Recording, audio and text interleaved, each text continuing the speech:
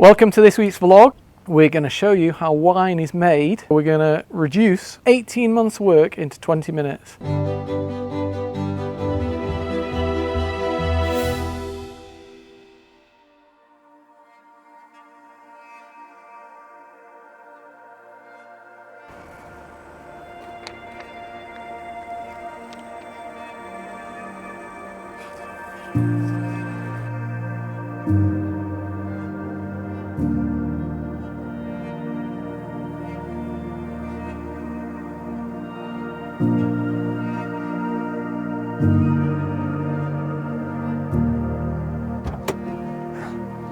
Okay, Valerie, where do we start?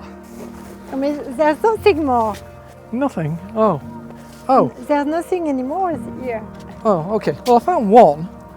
What a grape. Let's go. That's a good start.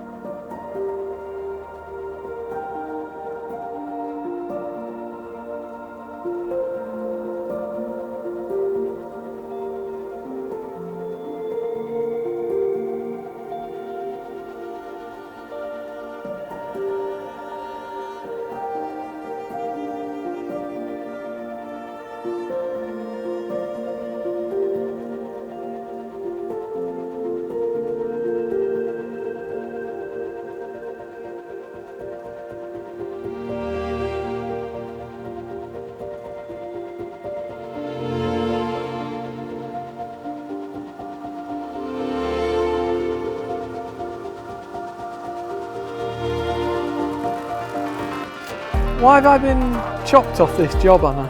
You've been demoted, Ed, because this was my first job when I was 18 years old. So you want to do a bit of showing off, do you? No, not showing off. It's just like, it's nice to... Come on, let's see how it's done, and you can have a bit of nostalgia of your youth then. Yeah. Not that you're still you're not still youthful, but... it's a long time ago. It's nearly 20 years ago. Okay.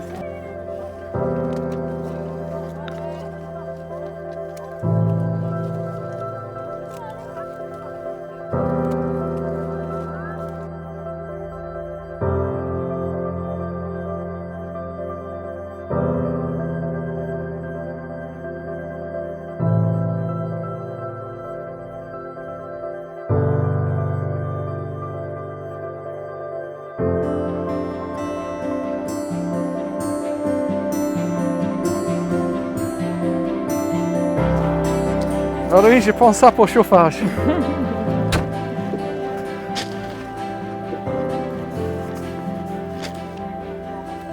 Look how beautiful these grapes are, Anna. They are amazing. Beautifully picked as well, weren't they? Yes. That's beautiful. And this is for Michael for tonight, so he has something to cook his Côte de Bœuf on the barbecue.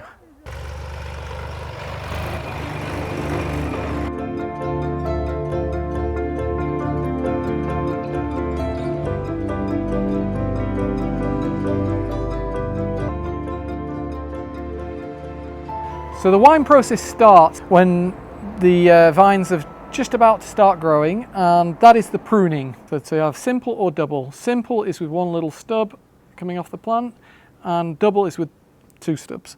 They prune the vines and then they attach them. Springtime comes, all the leaves come out, and so they're pruned again, and they're left with just fruit branches and branches for the next year, so they can do the same next year. In June, they raise the branches so that the grapes can grow perfectly.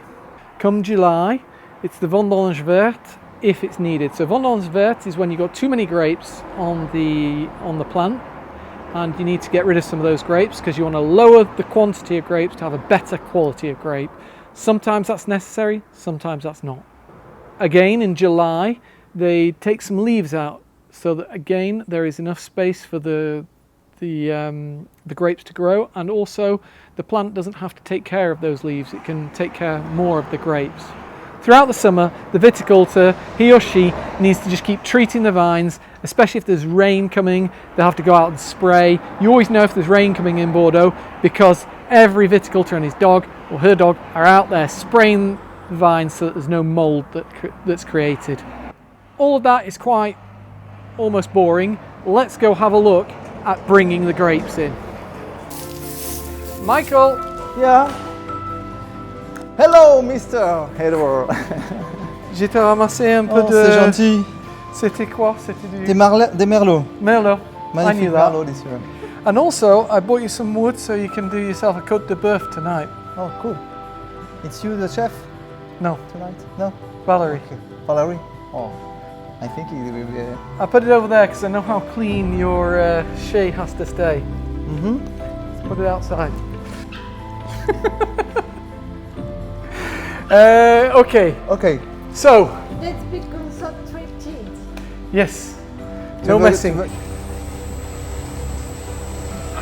can't get it, it's too small, I can't quite get it round to tie the knot. I think that cheeseburger didn't help, did it? Right, let's help Valerie and Mickael.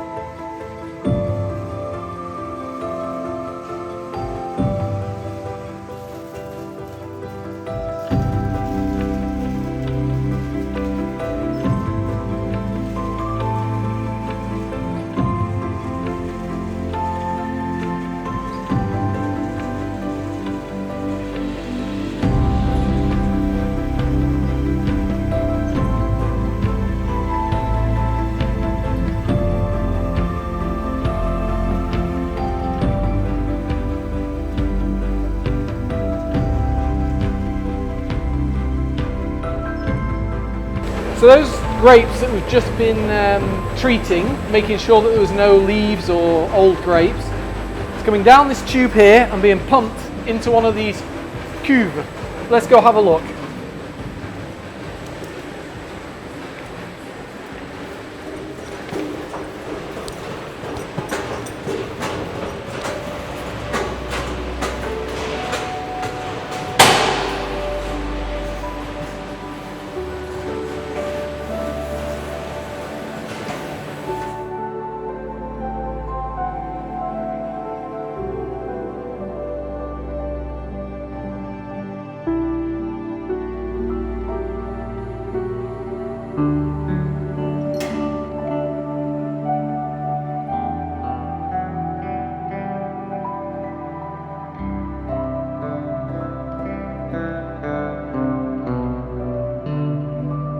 So all that's gone into this tank are grapes and yeast. This year is a particularly hot year, so there's a high percentage of natural sugars in the grapes, and so we have to have a high percentage of yeast. Now there's some natural yeast in the skins, but Mickael has to put in some other yeast, again natural yeast, not chemical yeast, and basically by putting that yeast in at this stage, he knows that by the end he's going to have enough yeast to play with right at the end of the winemaking process, which is really important, because if he gets left with no yeast, it's a big problem for him. So now we're going to move on to the next step, which is the mixing and the kind of what the French call the remontage. So you take the juice that's at the bottom and the grape skins that are at the top of the tank, and you pour that juice over the top. Now what this does is it cools the top of the tank off naturally, because the juice is colder than where the yeast is reacting with the skins, and also it mixes those skins back in to get the tannins in. You see this little pipe here? This little pipe here is micro-oxygenating the tank. So of course the yeast needs oxygen to turn the sugar into alcohol, but Mickael can control this amount of oxygen going in there. But it's a really important stage. Let's see it's mixing in now.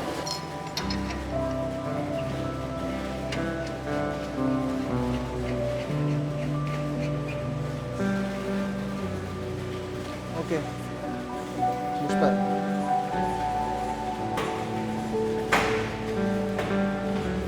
So this has been like this for a week, and this process is going to happen over a 25-day period. It's coming out, Anna. So Mickael does this at least 2-3 times every tank, every day, during 25 days. So there's a little bit of skin stopping it from turning right now, but it'll start turning. There we go. And that's how he spreads it out over the whole tank.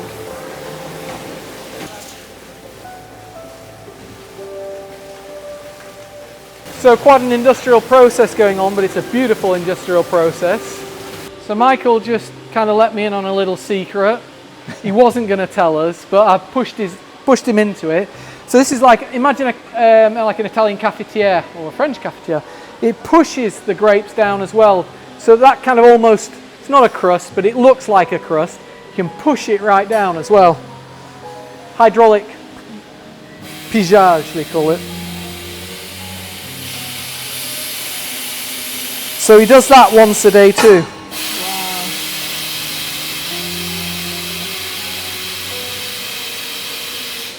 The better extraction.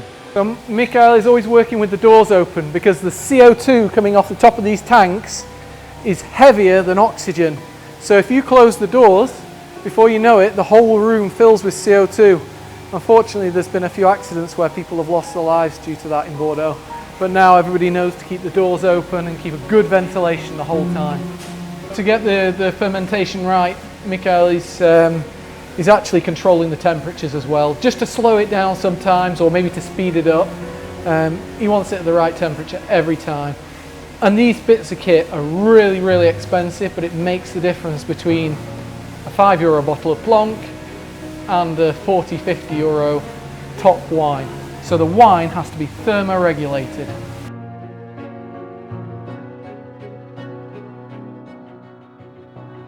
Here we have day 1, day 3, and day 7. Day 1, 0 alcohol. Day 3, Yes. we have 8 degrees maybe. And day 7 we have 14, 14 and a half, something like that. You can see the fermentation actually happening in the glass there.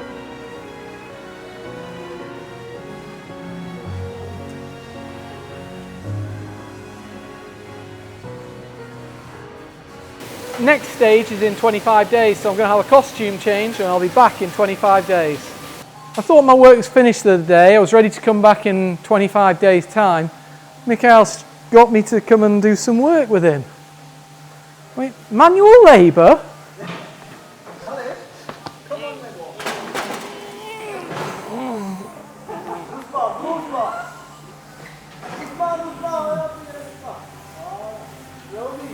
Are we good?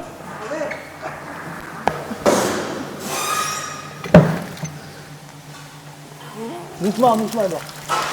Wow!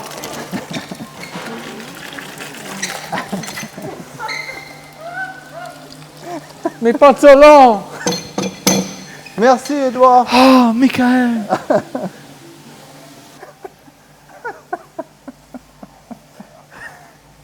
The wine has had a bit of time, and we're back with Michael today to press the skins.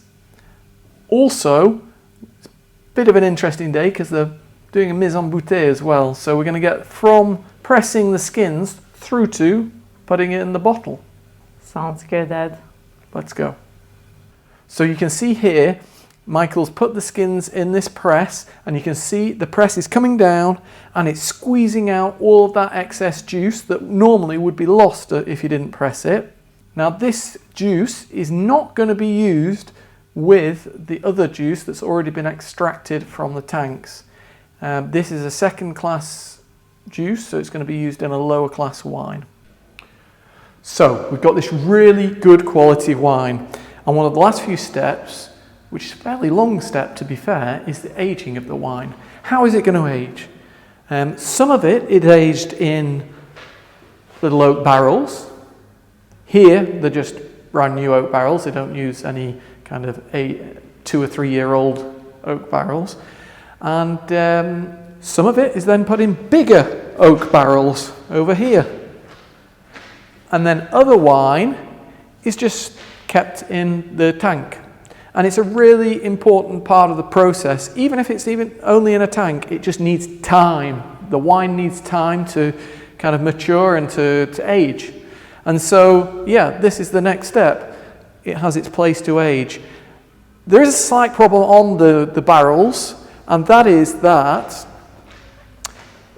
because these are wood, the wine slowly comes through the barrel and you lose little bits of wine all the time. So there always has to be a little bit tank of wine that you keep topping these barrels up with. Mm-hmm. And is it called the special something that? I don't know. I think it's the angel's share. No? Oh yes. Could be wrong. Sorry, you meant the bit that's being evaporated? Yes, that's called the angel's share. I thought you meant the wine in the tank. Oh no. Okay, and so that's the kind of aging process. The next step is just as important as all the other steps. I think you're kind of gathering from this vlog that. So we're going to leave that kind of second quality juice or wine, I suppose, and we're going to follow what happens with the first quality. Come on, let's go.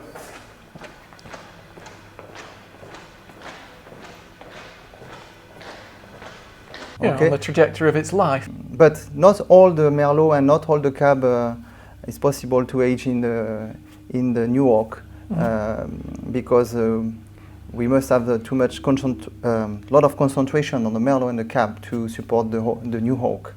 But me, I use the new oak, just the new oak for the special cuvée, but it's very expensive, the new oak. So it's not possible to age all my wine, just a part, just for the cuvée, the special wine. But for the other, I use the new other technique in the tanks, and but it's not possible for me in this winery to age all my wine in the new oak. So I select the best Merlot and the best Cab and the best Malbec to create the special cuvée, cuvée Liberty, cuvée Malbec, or cuvée.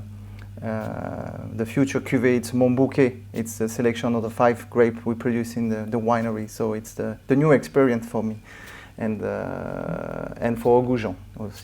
The creation of the wine of the pinter, the same of the pinter, because the pinter, when he creates a painting, he creates this color, and me, it's the same. I create different color. For me, it's different tanks, different characteristic, different style. With my grape, my soul, and so it's after when I have different color, it's easy and it's a pleasure to create my wine and different cuvée. Michael, I know you've got so much going on today. You've got the pressing, you've got the bottling. Many things. Thank you for letting us come. Can we go have a little look at the kind of bottling process? Yeah, today. Come with me. So we're back in the cuverie where all the tanks are. We've got this tank here that's being put in bottle, and it's a tube that's coming along here. All the way down here. Keep up, Anna. All the way down here to a mobile bottling plant. because it's not a huge chateau, a huge chateau with millions and millions of bottles.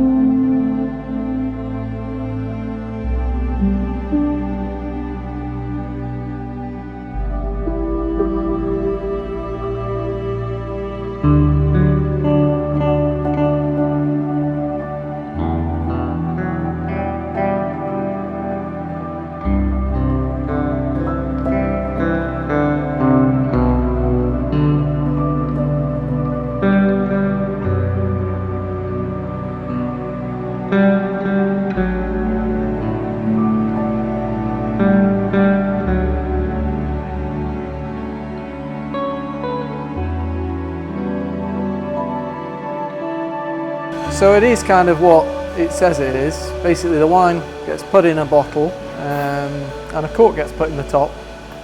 Mise en bouteille. The reason we wanted to show today's wine is that it's a very exceptional wine. It's the Cuvée Liberté 2020 and it actually won a decanter 97. So those that know their wine will know that decanter 97 is an exceptional score. So the guy on the forklift is bringing the bottles through here, and here we can see Liberty 2020, and this is the award they won. But Michael, this is a wine without sulphate. Yeah. That got 97-point decanter. Yep, it's an exception. Exceptional wine. Well done. Thank you. I'm surprised you're not taking a bottle, lad. Are you taking a case? Well, I tried that earlier and they spotted me. So you can have the most exceptional wine in the world, but unless it's packaged correctly and marketed correctly, it's not going to sell. Earlier on, Michael, you told me you were creating something new again. I mean, you've been creating lots of new kind of styles in the last 4 or 5 years. What are you creating this year? So we create a new cuvée. The name is Mon Bouquet. So we worked with Valerie for 5 years ago, and so this year in November it's the year where we sell the first bottle of Mon Bouquet. 2019-2020 is the first vintage, and so it's the blend of the 5 grapes we produce in the propriety, and the exception is the Petit Verdot in this blend because it's unique in this area. So it's the blend of the Merlot, Cap Franc, Cap Sauvignon, Malbec and Petit Verdot. And we change the blend by the vintage. It depends on the vintage. And how do you feel the quality of the different grape. So it's a very interesting wine for us. And Valerie helped us in the creation of the future label. So you can see. Let me have a look at these. So these look completely exceptional. With are these? Did you say these are going to have embossing on them as well? Yes. But each label's different here. 6 different colors on the same case. Yeah. You will have 6 bottles with 6 different labels for the same wine. Comme un bouquet. The same of un bouquet. Yes, I get it. Great concept. Bouquet of the fruits. Okay. Fruits. Yeah, because you look at it just like that, and they all look the same. And then you actually look at it in a bit closer, and you can see that every label is different. It's unique. It's great work, Valerie. Thank you. Can we see what that label will look like on a bottle? Yeah, you could. Okay, let's go then. Allume la lumière. Non, Edouard, non. Non. C'est bon. So there we go. Of course this will be embossed, and then what did you say for the capsule? It's going to be La cire. wax.